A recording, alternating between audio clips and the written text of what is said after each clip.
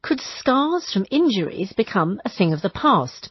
A new specialist wound research centre is opening in Birmingham today. It aims to eliminate scarring within a generation and will spearhead new treatments for armed forces personnel and civilians wounded in terrorist attacks. We're joined now by Professor Janet Lord from Birmingham. She's a co-director of this new centre, the Scar-Free Foundation Centre for Conflict Wound Research.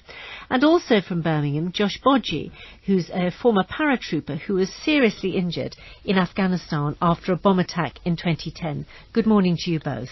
Good morning, Martha. Good morning, Martha. And Josh Boggi, I wanted to begin with you and that attack on New Year's Eve.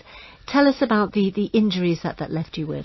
Yeah, of course. I was on a routine patrol in Afghanistan on New Year's Eve 2010 when I stood on an improvised explosive device. The explosion resulted in me losing both my legs through the knee and my right arm below my right elbow.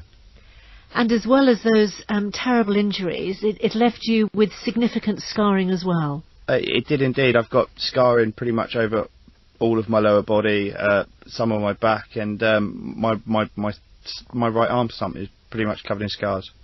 And what does that mean for you? For me, my legs, especially on the scarring on my stumps where I walk, the scarring breaks down over time, and it means you can't walk on your prosthetic legs. And Janet Lord, this is something which your centre is trying to help with, isn't it? To try and prevent the kind of impact that scarring can have, as Josh has described to us.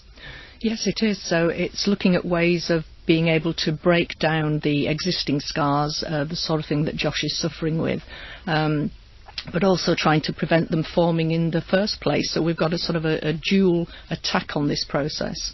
And how do you prevent them forming in the first place? Is that making sure that the right treatment is applied in the battlefield? That's exactly correct. So this centre, funded by the Scar-Free Foundation, has funded the development of a completely new wound dressing developed by my colleagues Professor Anne Logan and Professor Liam Grover.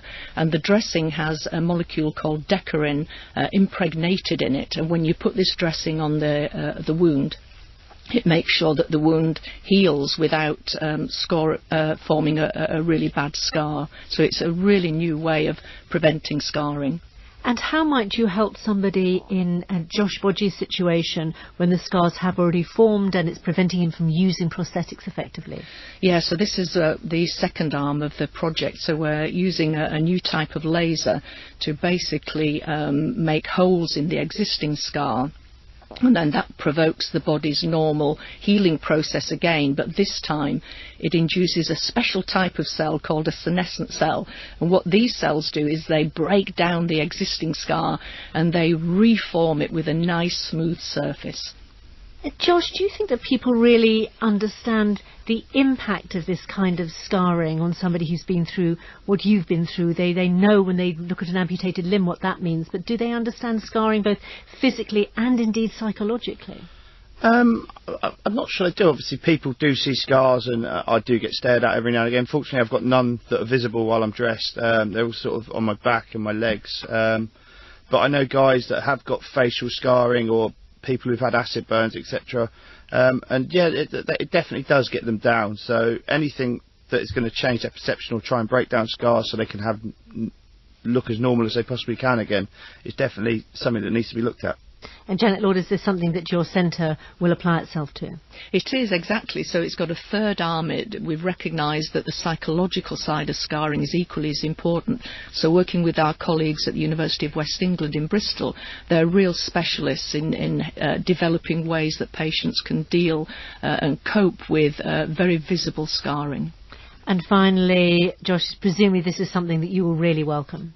Absolutely. I mean, the minute I heard about it, I was really keen to get involved and try and help out.